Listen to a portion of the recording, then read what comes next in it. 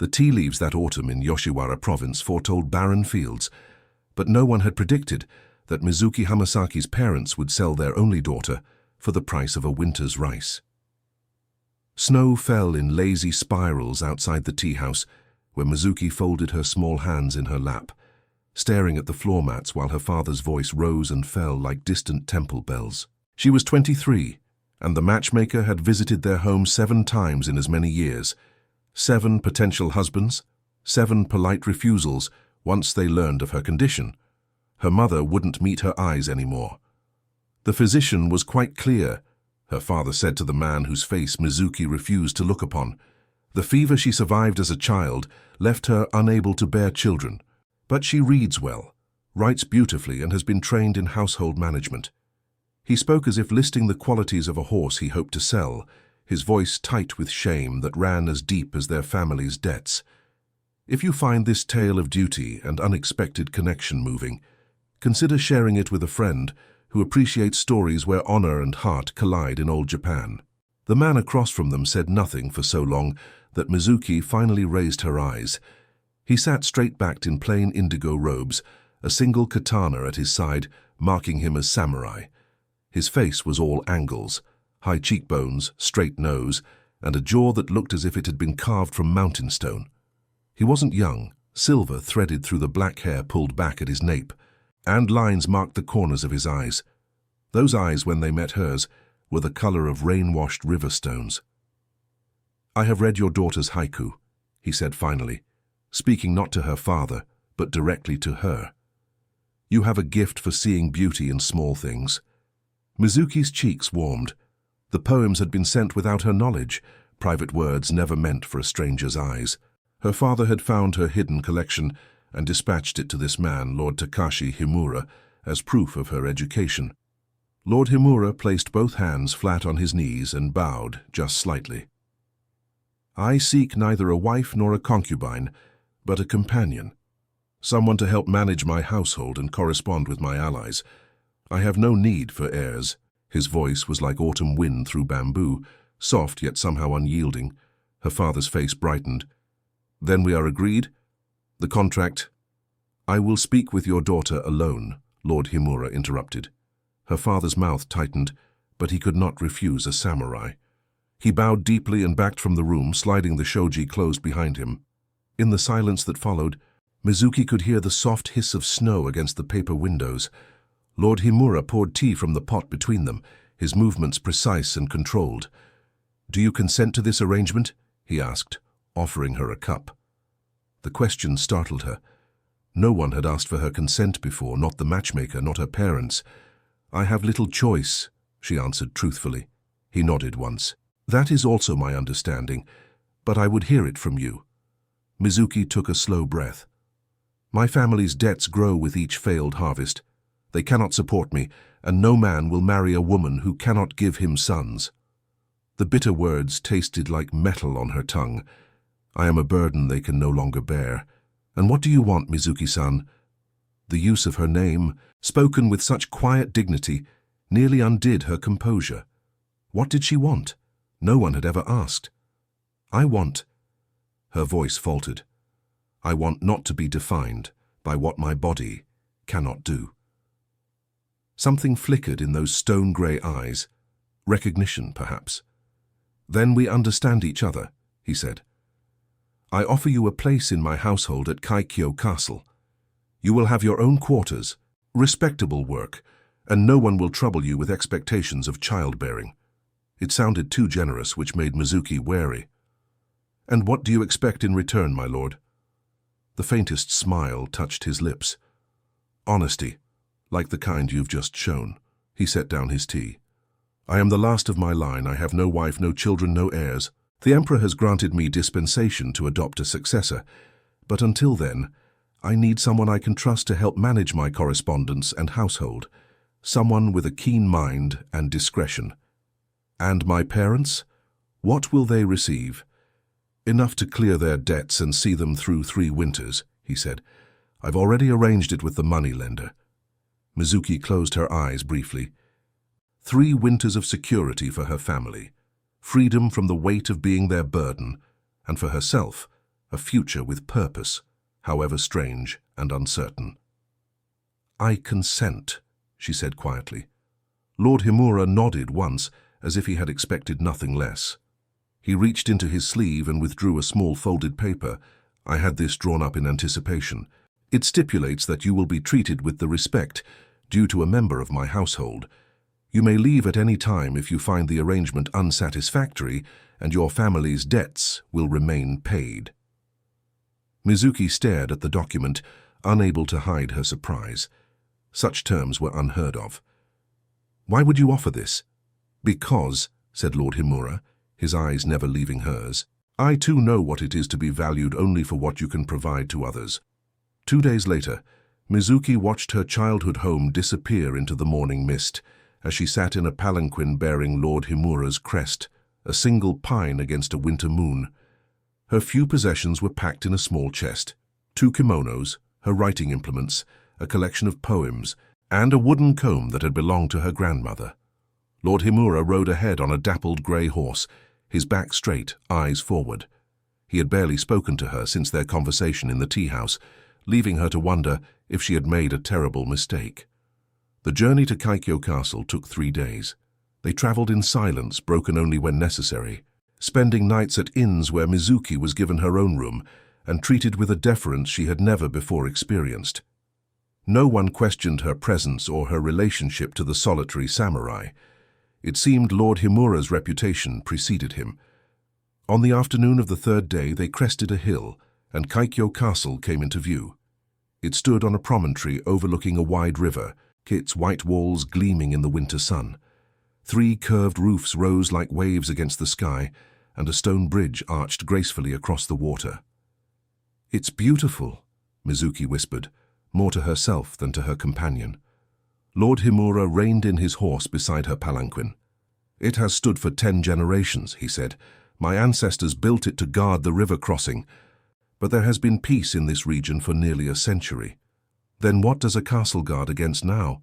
He looked at her, something like appreciation in his gaze. "Loneliness, perhaps," he said, then urged his horse forward before she could respond. "If this tale of 2 souls finding unexpected purpose together speaks to you, consider subscribing for more stories where duty and desire walk hand in hand through the landscapes of feudal Japan." The castle's inhabitants lined up to greet them in the main courtyard, a modest household staff of perhaps 20 people. They bowed deeply as Lord Himura dismounted, their expressions carefully neutral as they glanced at Mizuki. An older woman stepped forward, her grey hair pulled back severely, her kimono plain but immaculate. "Himura-sama, welcome home," she said, bowing. "We have prepared as instructed." "Thank you, Sato-san," Lord Himura replied. "This is Hamasaki Mizuki. She will be joining our household as my administrative assistant and correspondent. Please see that she is settled in the East Wing quarters we discussed." The woman's eyes widened slightly, but she bowed again. "Of course, my lord." As Mizuki was led away, she felt the weight of curious stares on her back. She kept her chin up, though her heart pounded. The East Wing, she would later learn, was traditionally reserved for honored guests or family members. Her quarters there consisted of 3 rooms: a sitting room with a writing desk overlooking a small garden, a sleeping chamber, and a private bathing room. Such luxury was beyond anything she had imagined. Sato-san, who served as the household's manager, helped her unpack her meager belongings. The older woman's movements were efficient, her manner professional but reserved. "May I ask how long you have served Lord Himura?" Mizuki ventured. Sato-san's hands paused briefly in their work. "I served his father before him, and I was his mother's attendant when he was born." Her voice softened slightly. "I have known him all his life." "And has he always been so?" Mizuki searched for the right word.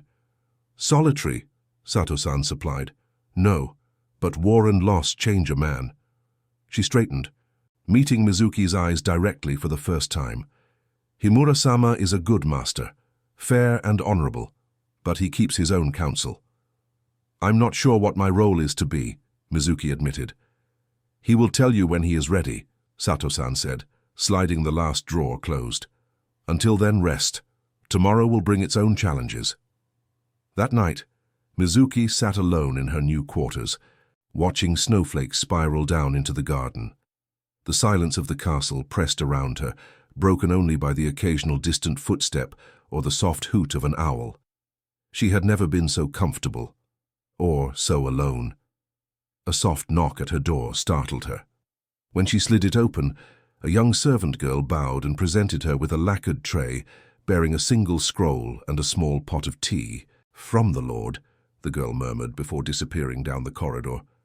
Mizuki unrolled the scroll carefully. Inside was not a message, as she had expected, but a single haiku, one of her own, written years ago. Winter afternoon. A sparrow finds rice grains where no one thought to look. Beneath it, in a strong, sure hand different from her own, was written, "Tomorrow, the study."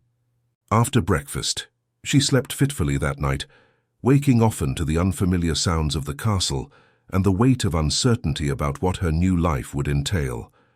When morning came, she dressed in her finest kimono, a pale blue with a pattern of white plum blossoms that had once belonged to her mother, and followed a servant to Lord Himura's private study.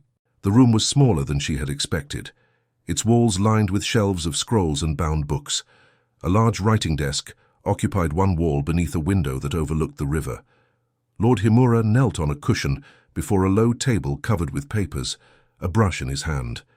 He wore simpler clothing than she had seen him in before, dark grey with his family mon embroidered subtly at the collar. He looked up as she entered, setting his brush aside and gesturing for her to sit across from him. "Did you rest well?" he asked, the formality in his tone belying the personal nature of the question. "Yes, thank you, my lord," she lied, kneeling gracefully despite her nervousness. "The quarters are most generous." He studied her for a moment, as if weighing the truth of her words, then nodded once. "I have brought you here because I need someone with discretion and intelligence," he said without preamble. "Someone outside the usual political entanglements of samurai houses." "I don't understand," Mizuki said carefully. Lord Himura arranged 3 scrolls before her. These arrived within the past month. Correspondence from the daimyo of neighboring provinces. On the surface, they contain nothing but seasonal pleasantries and administrative matters. His fingers tapped the central scroll. "But I believe they hold encoded messages regarding a potential alliance against the shogun." Mizuki's breath caught. Such matters were far beyond anything she had expected to be entrusted with. "My lord, I have no experience with political intrigue." "Precisely why I chose you," he said. "Your perspective is unclouded by years of allegiances and rivalries. You see what is actually written, not what you expect to see." "And if there is a conspiracy against the shogun?" she asked, the implications dawning on her.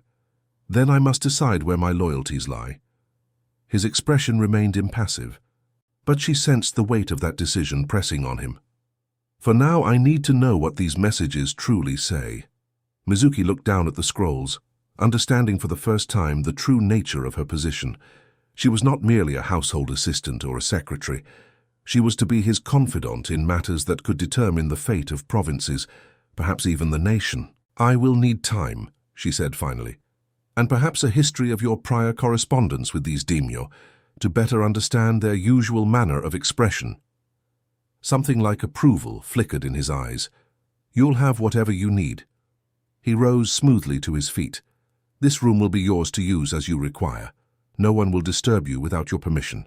As he moved toward the door, Mizuki gathered her courage. "My lord," she called after him, "why did you really bring me here? There must be others more qualified." Lord Himura paused, his back to her. For a long moment he was silent. Then, without turning, "When I read your poems, I recognize someone who observes closely and speaks truthfully. Both are rare qualities in my world." He slid the door open, and perhaps I grew tired of hearing only my own thoughts in these halls. With that he was gone, leaving Mizuki alone with the scrolls and the sudden, dizzying understanding that her life had changed in ways she could never have imagined. The weeks that followed fell into an unexpected rhythm. Each morning Mizuki would break her fast with the household staff, who had gradually warmed to her presence. Then she would retire to the study, where she pored over correspondence, historical accounts, and political treatises, searching for patterns and hidden meanings in the daimyo's words. Lord Himura would join her in the afternoons. They would sit across from each other at the low table, discussing her findings and theories. He never dismissed her ideas, no matter how unlikely they seemed, and occasionally his eyes would light with interest when she pointed out a particular turn of phrase or repeated motif in the letters. "Here, my lord," she said one snowy afternoon, indicating a passage in a letter from Lord Matsuda of the Eastern Province. "He mentions the early blooming of cherry blossoms for the third time in as many months, yet it is winter, and each time he follows it with news of coastal defences or harbour inspections." Lord Himura leaned closer, his shoulder nearly touching hers. "You believe it's a code?" "I believe it signals readiness," she said. "Perhaps ships gathering or troops moving into position earlier than expected." He nodded slowly. "It aligns with the reports from my scouts. Ships have been seen massing in the eastern harbours, ostensibly for spring trading expeditions." "Trading expeditions don't require coastal defences," Mizuki pointed out. A rare smile touched his lips. "Indeed, they do not." Such moments of connection grew more frequent as winter deepened. Sometimes, in the evenings, Lord Himura would invite her to take tea with him in the castle's small inner garden. Protected from the snow by overhanging eaves, its stone paths and carefully tended pines created an atmosphere of tranquil reflection. It was during one such evening that Mizuki finally gathered the courage to ask the question that had lingered since her arrival. "My lord, you mentioned once that you had no need for heirs, yet you are the last of your line. May I ask why you have chosen not to marry?" The silence that followed was so complete, she could hear the soft drip of melting snow from the eaves. Lord Himura's face remained impassive, but his hands tightened almost imperceptibly around his tea bowl. "I was married once," he said finally, his voice low. "During the last war with the northern provinces, Akiko was the daughter of my father's ally, his eyes fixed on some distant point. She died in childbirth along with our son while I was away fighting." Mizuki's heart constricted. "I'm sorry," she whispered.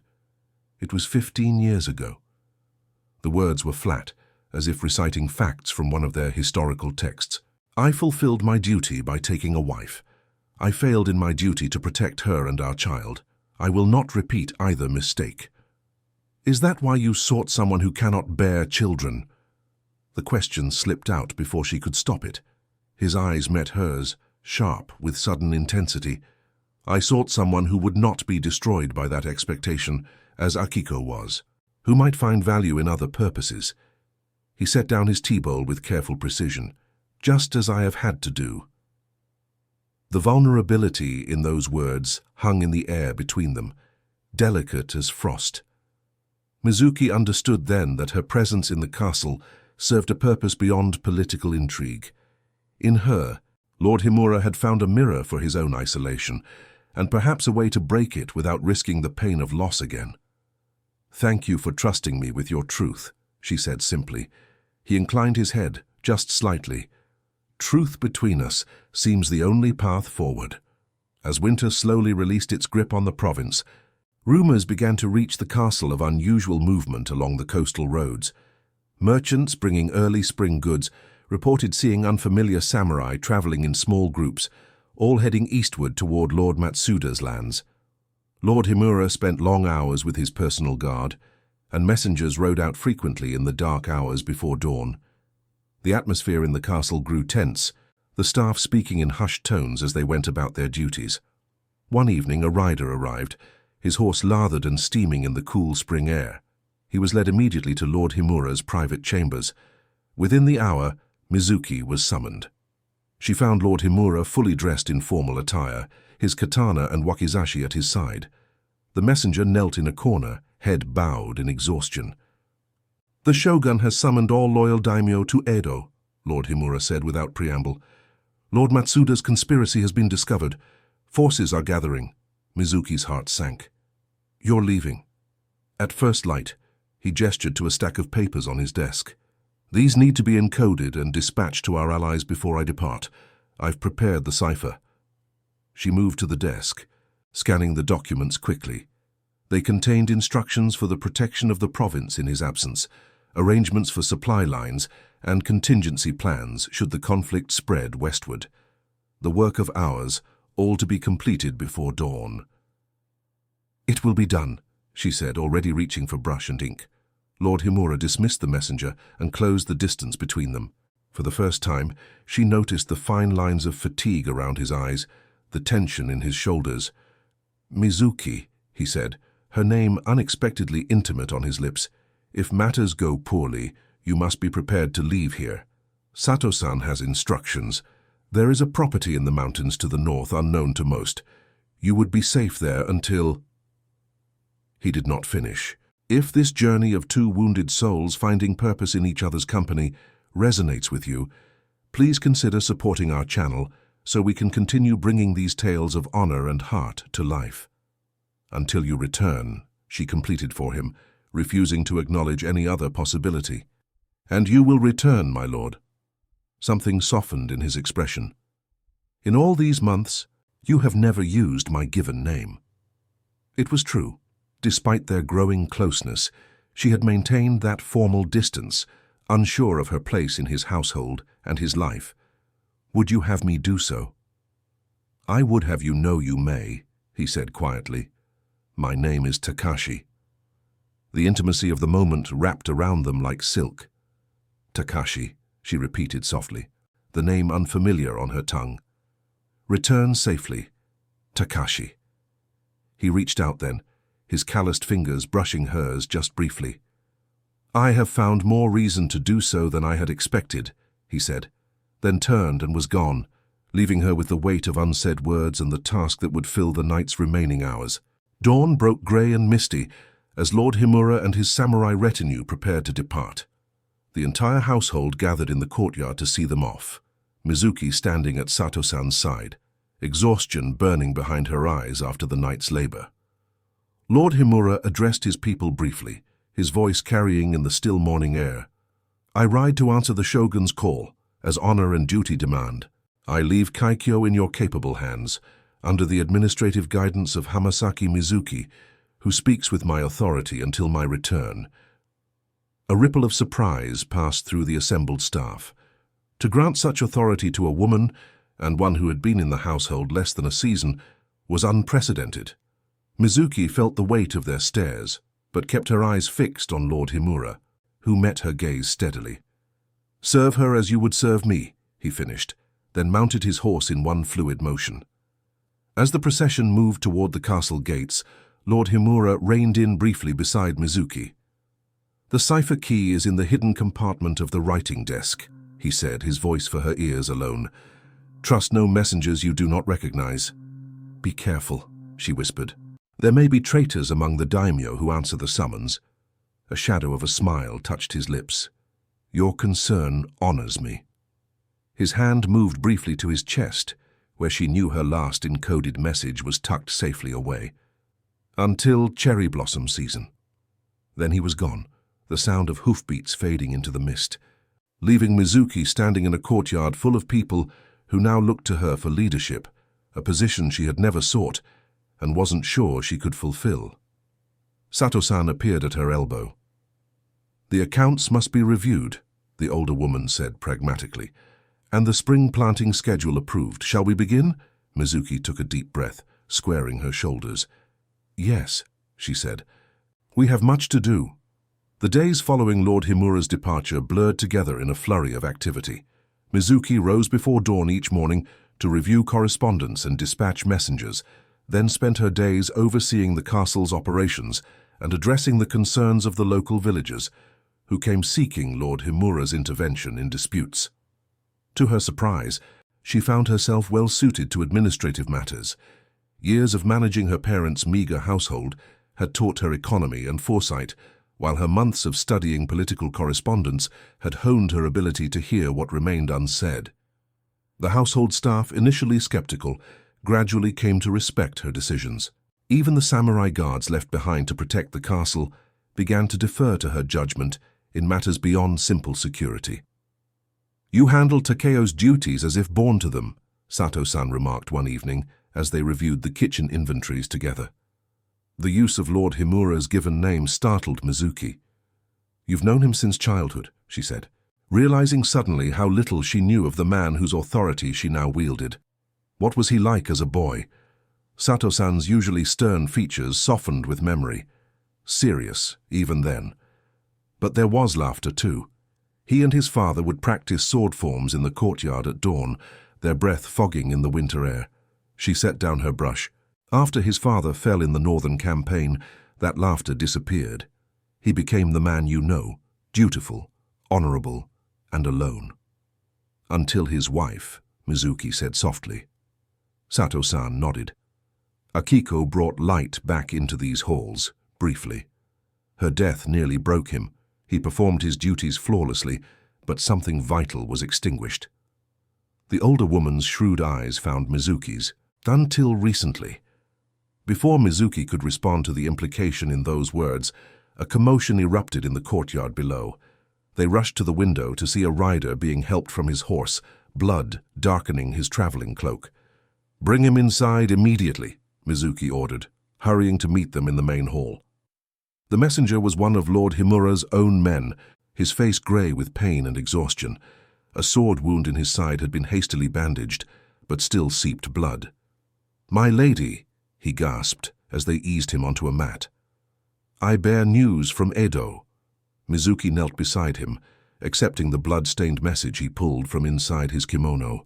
"See to his wounds," she instructed the hovering servants, then broke the seal on the letter. The message was brief, written in Lord Himura's strong hand but using their private cipher. As she decoded it, her blood turned to ice. "Lord Matsuda has accused me of treason before the shogun," it read. "His evidence is convincing but fabricated. I am under house arrest while the council deliberates. If found guilty, the sentence is death.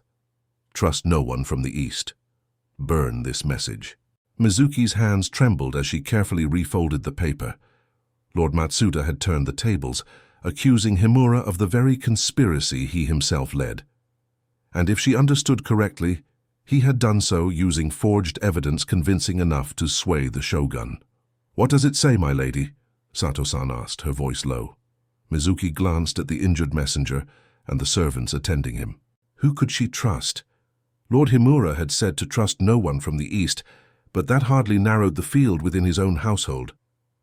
"We must speak privately," she said, rising, "and this man needs rest and security." Once they were alone in Lord Himura's study, Mizuki revealed the contents of the message to Sato-san, whose lined face grew grave. "This is grave indeed," the older woman said. "Without Lord Himura, the province is vulnerable. If Lord Matsuda has moved against him so boldly, an attack on Kaikyo may soon follow." "We must prove the evidence is falsified," Mizuki said, pacing the room. "There must be something in the correspondence we've been studying." "Even if there is, how would you get such proof to Edo in time?" Sato-san asked practically. "The Shogun's council does not delay judgment in matters of treason." Mizuki stopped before the writing desk, where she and Lord Himura had spent so many hours together. Her fingers traced the edge of the hidden compartment he had mentioned before his departure. Inside, she found not only the cipher key he had promised, but also a small wooden token carved with the Himura family mon and a folded letter addressed simply, "If I do not return." Her heart constricting, Mizuki broke the seal. Inside, written in Lord Himura's distinctive hand, were instructions she had prayed would never be necessary. Arrangements for the household should he fall in battle or be executed for treason, provisions for his loyal retainers, and, most surprisingly, a deed transferring ownership of the mountain property he had mentioned to Mizuki herself, along with funds sufficient to support her for a lifetime. "He prepared for every contingency," she whispered. "It is his way," Sato-san said softly. "But what will you do now, my lady?" Mizuki looked up, a plan already forming in her mind. "What he would never expect," she said, "and what Lord Matsuda would never anticipate. I'm going to Edo myself." Sato-san's eyes widened. "That is madness. A woman traveling alone in these troubled times." "Not alone," Mizuki interrupted. "I'll take 4 of our most trusted guards, disguised as merchants, and I'll bring the evidence we've gathered of the real conspiracy." She held up the wooden token. "And this, proof that I come with Lord Himura's authority." "The journey is dangerous," Sato-san protested. "The roads will be watched." "Then we won't take the roads," Mizuki said, moving to the map spread on the table. "There's a river route, less traveled but faster. We can be in Edo within 10 days. And when you arrive, how will you gain audience with the shogun?" Mizuki smiled grimly. "Through the one person at court who owes her position to Lord Himura, Lady Hanako, the shogun's favorite consort. According to Lord Himura's records, she was once a village girl from our province whom he sponsored at court for her exceptional poetry." Recognition dawned in Sato-san's eyes. "I remember the girl. Lord Himura recognized her talent when she won a local poetry competition. Her family had no connections, but he saw to her education personally." "Then she may be willing to help the man who changed her fate," Mizuki said. "It's our best hope." Sato-san studied her for a long moment, then bowed deeply, lower than she ever had before. "You truly are the companion he needed," she said. "I will help you prepare for the journey. If you've followed this tale of loyalty and courage this far, please remember that your subscription helps bring more stories of honor, sacrifice, and unexpected strength to our community." 3 days later, Mizuki departed Kaikyo Castle before dawn, dressed in the simple clothes of a merchant's wife. 4 guards accompanied her, similarly disguised, while a 5th, the youngest and slightest, was dressed as her serving girl. Hidden in their cargo of silk and rice paper were the decoded letters that revealed Lord Matsuda's true treachery, along with Lord Himura's records documenting years of loyal service to the shogun. They took the river route as planned, traveling by night when possible and avoiding the main checkpoints. The journey was grueling, with spring rains swelling the rivers and turning the paths to mud. Twice they narrowly avoided patrols of samurai bearing Lord Matsuda's crest. On the 8th day, as they approached the outskirts of Edo, disaster struck. A group of ronin, masterless samurai turned bandits, ambushed their small party at a narrow pass. Though Mizuki's guards fought bravely, they were outnumbered. 2 fell immediately, and a 3rd was gravely wounded. "Take the documents and run!" the captain of her guard shouted, engaging 3 ronin at once to create an opening for her escape. Mizuki hesitated, unwilling to abandon her protectors. "For Lord Himura," the man cried, blood streaming from a cut above his eye. "Go!" Heart pounding, Mizuki grabbed the precious satchel and fled into the forest, her serving girl, actually a young male apprentice samurai, close behind her. They ran until their lungs burned, the sounds of combat fading behind them. When they finally stopped to catch their breath, they were hopelessly lost in unfamiliar territory, the lights of Edo visible but distant across the valley below. "We must reach the city before nightfall," Mizuki said, fighting to keep her voice steady despite her fear and exhaustion. The young guard nodded grimly. His arm had been slashed in their escape, but he bound it tightly with a strip torn from his kimono. "This way, my lady, stay close." They picked their way down the forested hillside as the afternoon waned, emerging finally onto a farmer's track that led toward the city gates. As the massive walls of Edo came into view, silhouetted against the sunset, Mizuki felt a surge of hope. They had made it this far against all odds. Perhaps they could yet save Lord Himura.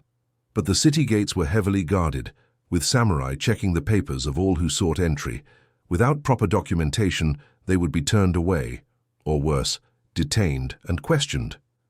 "We'll never get through the main gate," the young guard whispered, eyeing the checkpoints. Mizuki scanned the walls, remembering something from Lord Himura's writings about the city's defenses. "There's a smaller gate on the eastern side, used primarily by the city's waste collectors," she said. "It might be less guarded." They circled the city as darkness fell, finally locating the small gate as Mizuki had described. Only 2 guards stood watch, looking bored and uncomfortable with their undesirable posting. "Follow my lead," Mizuki whispered, then deliberately smeared mud on her face and clothes before approaching the gate with a shuffling gait. "Please, honorable sirs," she called out, pitching her voice higher and affecting a rural accent. "My brother is ill, and we seek a healer in the city. Our papers were stolen by bandits on the road." The guards looked skeptical, but one stepped forward to examine them more closely. "What illness?" he demanded. "The wasting fever," Mizuki said, allowing tears to fill her eyes. "Like what took our parents last spring. I fear he will not last the night without help." The young guard coughed weakly on cue, swaying on his feet. The guard hesitated, clearly reluctant to allow them through, but also unwilling to risk exposure to illness. His companion called from his post, "Let them pass, Kenji. If they're lying, they'll answer to the patrol inside." With a reluctant nod, the guard stepped aside, and Mizuki murmured grateful thanks as they hurried through the gate into the teeming streets of Edo. The capital was a maze of narrow alleys and broad avenues, crowded even at night with vendors, servants, and revelers moving between tea houses and entertainment districts. Mizuki had never seen so many people or buildings, and for a moment she felt overwhelmed by the noise and chaos. "Where do we go now, my lady?" the young guard asked, his voice tight with pain from his wound. Mizuki oriented herself, searching for the distinctive curved roofs of the Shogun's palace rising above the city.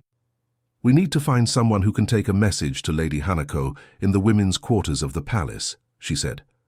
"But first, we need shelter and medical attention for your arm."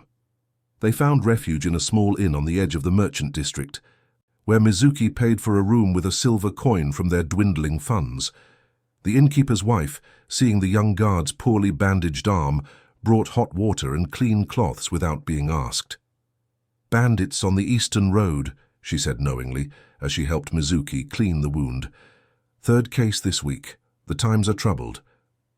"Have you heard news from the Shogun's palace?" Mizuki asked carefully, applying a poultice of herbs the woman had provided.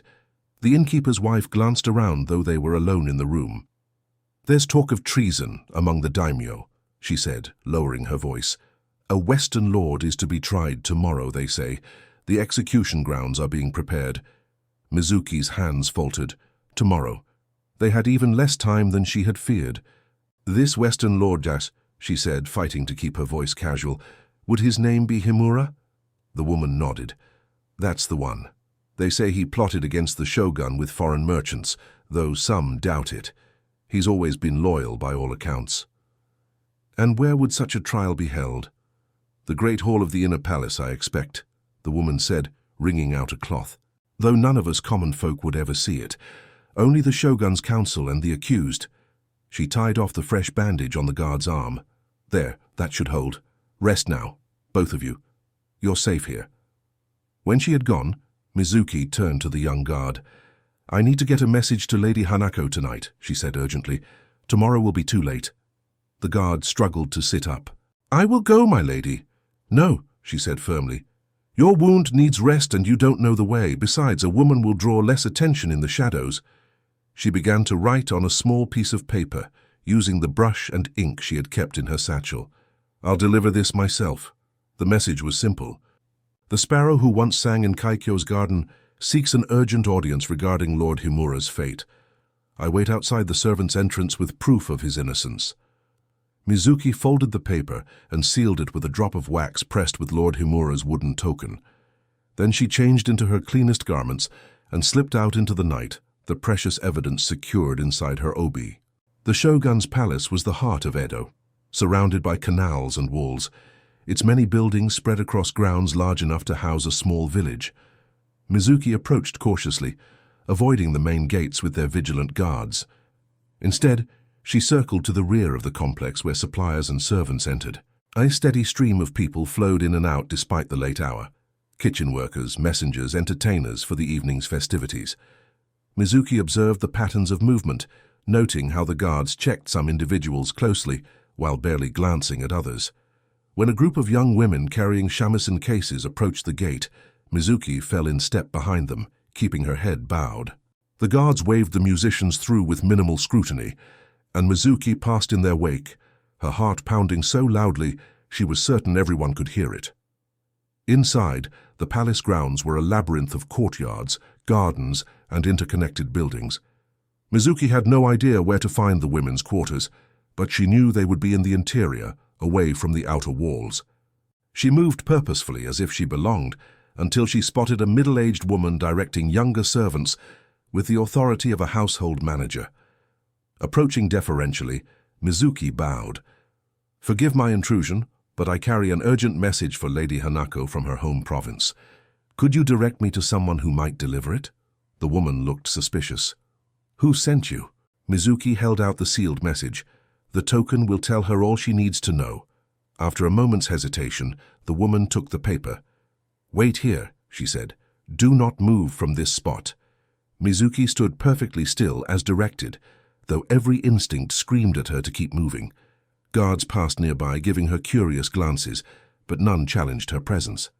After what seemed an eternity, but was perhaps only a quarter hour, a different servant appeared. "Come with me," the young woman said quietly. "Speak to no one." Mizuki followed her through a series of gardens and covered walkways, eventually arriving at a small but exquisite pavilion set beside a pond. The servant gestured for her to enter, then vanished into the shadows. Inside, a single lamp illuminated a room adorned with painted screens depicting mountain landscapes. Kneeling on a cushion was a woman of extraordinary beauty, dressed in layered kimono of the finest silk. Though she appeared no older than 30, there was a timeless quality to her serene features. "You bring word of Lord Himura, she said, her voice like smooth stones in a stream. It was not a question. Mizuki bowed deeply. "Lady Hanako, I come from Kaikyo Castle with evidence that Lord Himura has been falsely accused." "Rise and show me this evidence," Lady Hanako said. "Time grows short. The shogun has already retired for the evening, and the council meets at dawn." As succinctly as possible, Mizuki explained the conspiracy they had uncovered and presented the decoded messages revealing Lord Matsuda's treachery. Lady Hanako studied them carefully, her expression revealing nothing. "These alone may not be enough," she said finally. "Lord Matsuda has presented letters in what appears to be Takashi's hand, detailing plans to assassinate the shogun." "Forgeries," Mizuki said with certainty. "Lord Himura would never betray his oath."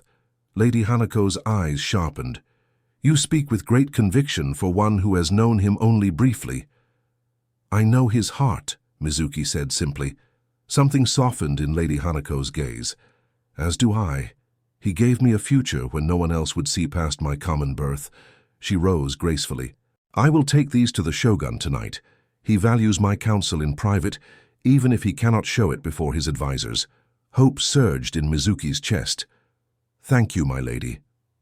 "Do not thank me yet," Lady Hanako cautioned.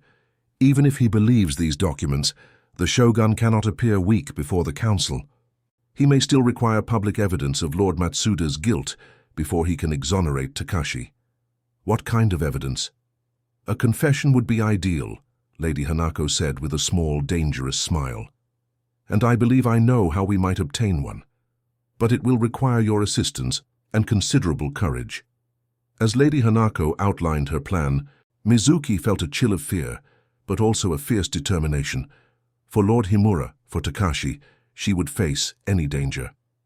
"I understand," she said, when the lady had finished speaking. "I am ready." Lady Hanako reached out and touched Mizuki's cheek in a gesture of unexpected tenderness. "He chose well when he chose you," she said softly. "Whatever your arrangement with him may be, I see the truth in your eyes when you speak his name." Mizuki could not find words to respond to the gentle insight.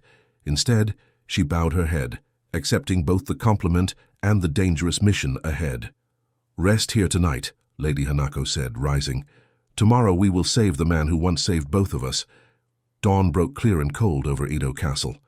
Mizuki, dressed in robes provided by Lady Hanako that marked her as a lady-in-waiting of minor rank, followed two palace guards through the labyrinthine corridors toward the Great Hall, where Lord Himura's fate would be decided. The plan was audacious and dangerous. Lady Hanako had spent the night with the shogun, planting seeds of doubt about Lord Matsuda's accusations and suggesting a test of both lords' loyalty. The shogun, intrigued by her proposal and unwilling to execute a valuable ally without absolute certainty of his guilt, had agreed. Now Mizuki, heart pounding beneath her formal robes, carried a sealed message from the shogun himself, a message whose contents she had helped craft in the pre-dawn hours. Her instructions were clear. Deliver it to Lord Matsuda before the council convened, then observe his reaction. She found him in an antechamber, surrounded by his advisers. Lord Matsuda was a broad-shouldered man with a carefully trimmed beard and eyes that reminded Mizuki of a snake's, flat and calculating. He looked up as she was announced, irritation flickering across his features at the interruption. "What is this?" he demanded as she bowed and presented the sealed message. "From the Shogun's own hand, my lord," Mizuki said, keeping her eyes downcast as befitted her supposed station. "I'm instructed to wait for your response." Lord Matsuda broke the seal and read the brief message. Mizuki, watching through lowered lashes, saw his complexion pale slightly before he controlled his expression. "Leave us," he ordered his advisers sharply. When they had gone, he turned to Mizuki with narrowed eyes. "The Shogun writes that evidence has emerged suggesting my own involvement in the conspiracy I uncovered. He offers me a choice: confess privately and retain my lands under a regent's control, or face public accusation before the council." Mizuki said nothing as instructed. Her role was to observe and report back. Lord Matsuda began to pace, agitation evident in his movements. "Who brought this evidence?" he demanded suddenly. "Was it a woman from the western province?" Surprise made Mizuki hesitate a fraction too long before she replied, "I do not know, my lord. I am merely a messenger." His hand shot out, grasping her wrist with bruising force. "You are more than that," he hissed, studying her face. "I know you. You are Himura's woman, the one my spies reported he acquired this winter." Fear coursed through Mizuki, but she forced herself to remain calm. Everything depended on maintaining the deception just a little longer. "My lord is mistaken," she said steadily. "I have served in the women's quarters for 3 years. His grip tightened painfully. "Do not lie to me. I see the truth in your eyes." He pulled her closer. "What game are you playing? The Shogun would never offer such terms based on flimsy evidence." "Perhaps the evidence is not so flimsy," Mizuki said, abandoning the pretense. "Perhaps your own encoded messages have been deciphered." Lord Matsuda's face contorted with rage. "Impossible!" But uncertainty crept into his eyes. "The cipher was known only to my most trusted men." "Yet here we are," Mizuki said, meeting his gaze directly now. "The Shogun's offer is genuine, Lord Matsuda. Confess privately, and your family keeps their lands. Continue this charade, and everything will be lost." For a moment she thought he might strike her. Then calculation replaced anger in his expression. "So Himura sent you to trap me," he said softly. "Clever, but not clever enough." In one fluid motion he drew a small knife from his sleeve and pressed it to Mizuki's throat. "You will escort me from the palace," he said, "or die here." True fear gripped Mizuki then. This possibility had not been part of Lady Hanako's plan. "The guards will stop you," she said, fighting to keep her voice steady as the blade pressed against her skin. "Not if the Shogun's trusted messenger accompanies me willingly," he countered. "Now move." With the knife concealed but still pressed against her side, Lord Matsuda forced Mizuki through the palace corridors toward a side entrance. Guards nodded respectfully as they passed, seeing only a high-ranking lord and a palace attendant. "When we reach my compound, you will write a confession in Himura's hand," Lord Matsuda said under his breath. "Your calligraphy must be excellent, given your role in his household. That confession will seal his fate and save mine." Mizuki's mind raced. Once they left the palace grounds, her chances of escape or rescue dwindled to nothing. She had to act before then. They approached the final checkpoint before the outer gardens. Beyond that lay the gate where Lord Matsuda's samurai waited with horses. As the guards bowed them through, Mizuki made her decision. "Lord Himura sends his regards," she said clearly, loudly enough for the guards to hear.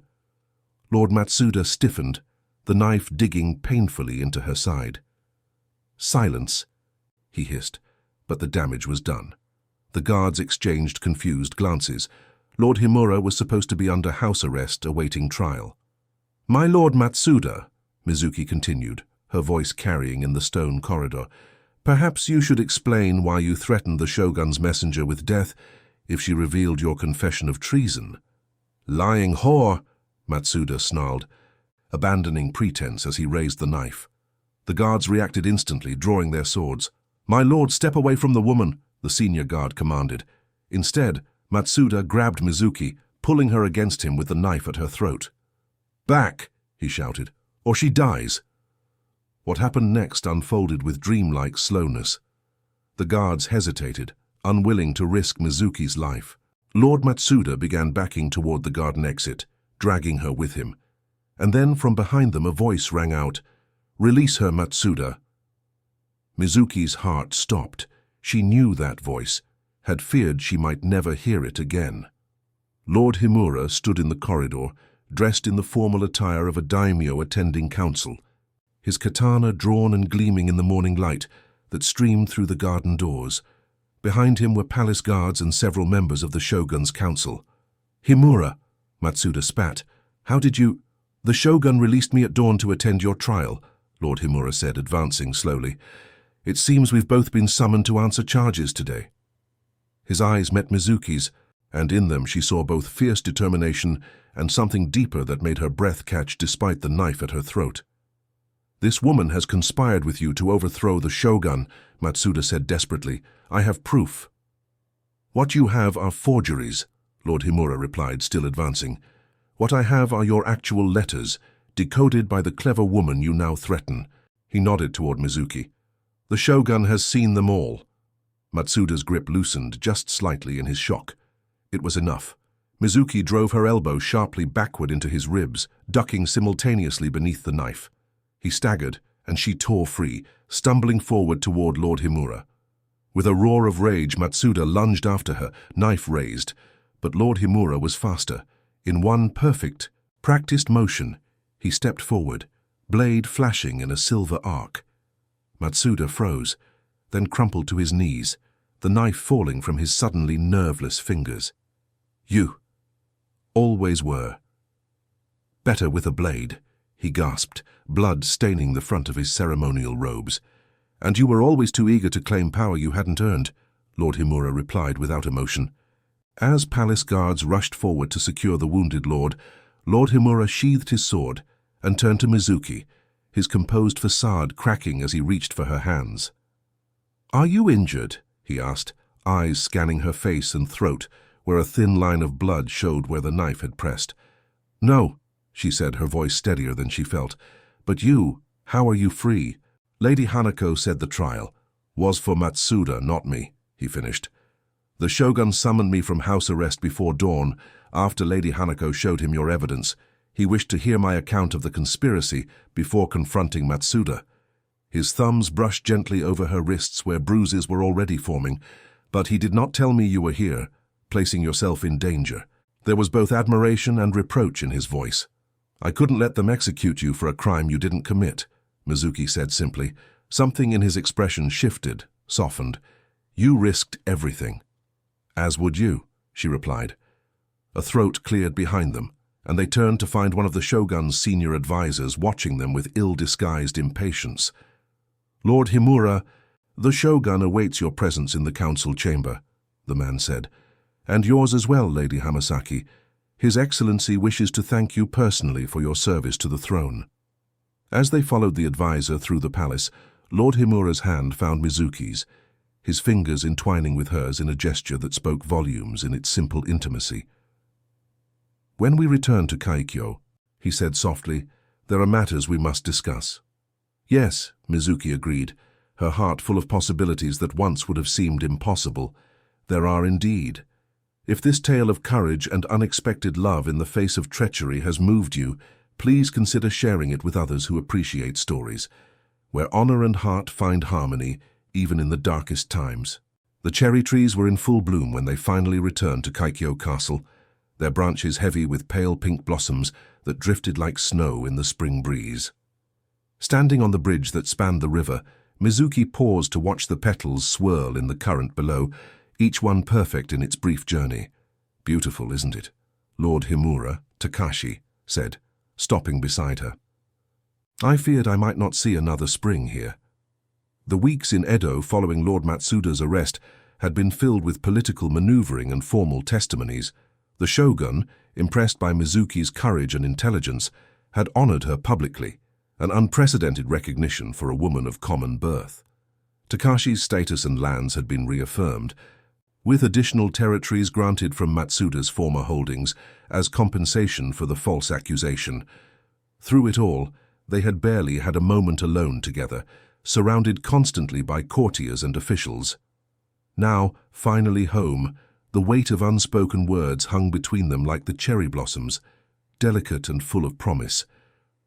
"I have something for you," Takashi said, reaching into his sleeve to withdraw a small lacquered box. "I had it made in Edo." Mizuki accepted the box, surprised by its weight. Inside, nestled on a bed of silk, was a seal carved from jade, its handle shaped like a pine tree, the Himura family crest. But when she turned it over to examine the carved base, she gasped.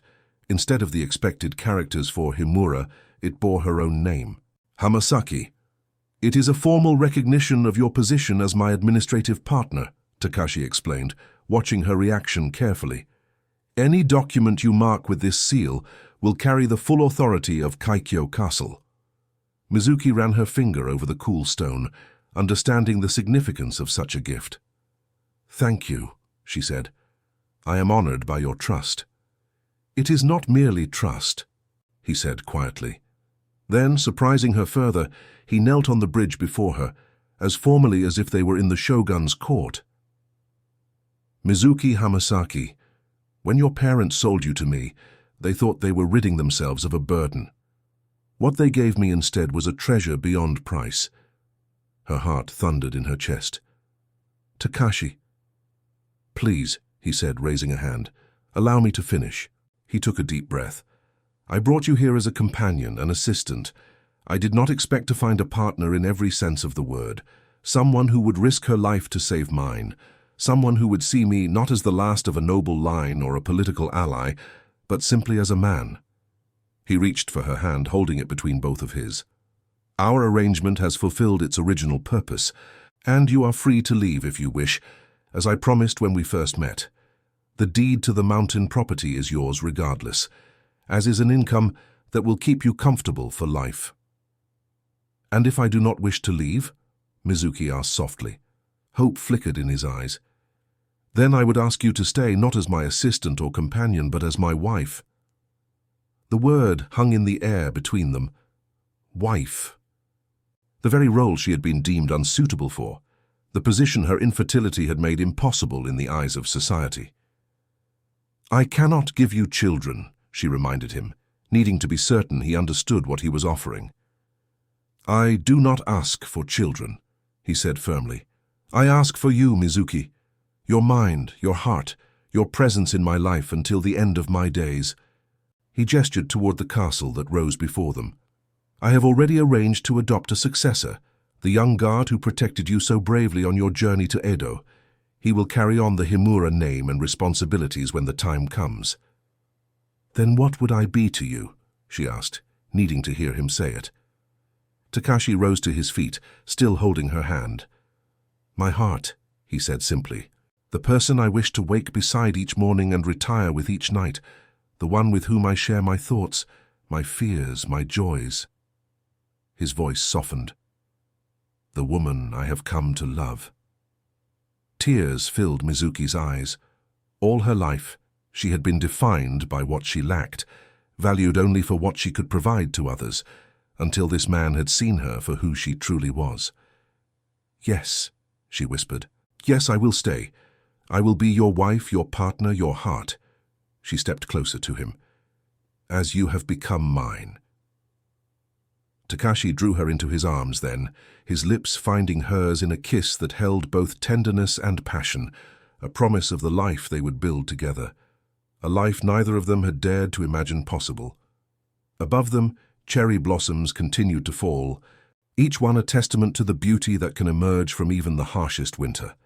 Below, the river carried them onward, just as time would carry Takashi and Mizuki through the seasons of their shared life, not as lord and servant, not as samurai and chattel, but as equals who had chosen each other when all the world said such a choice was impossible. That night, as lanterns illuminated the castle gardens, and the household celebrated their lord's safe return and unexpected betrothal, Mizuki stood at the edge of the gathering, watching Takashi speak with his retainers. Catching her eye across the courtyard, he smiled, a private expression meant only for her. Sato-san appeared at Mizuki's side, offering a cup of sake. "When you first arrived," the older woman said, "I wondered what my lord saw in you that made him break with tradition so completely." She nodded toward Takashi. "Now, I understand. You gave him back his life in more ways than one." "We gave each other what we needed most," Mizuki corrected gently.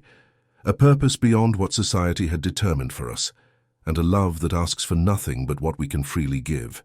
As the celebration continued around them, Mizuki looked up at the night sky where stars shone like distant promises. Once, her parents had sold her because of what her body could not do.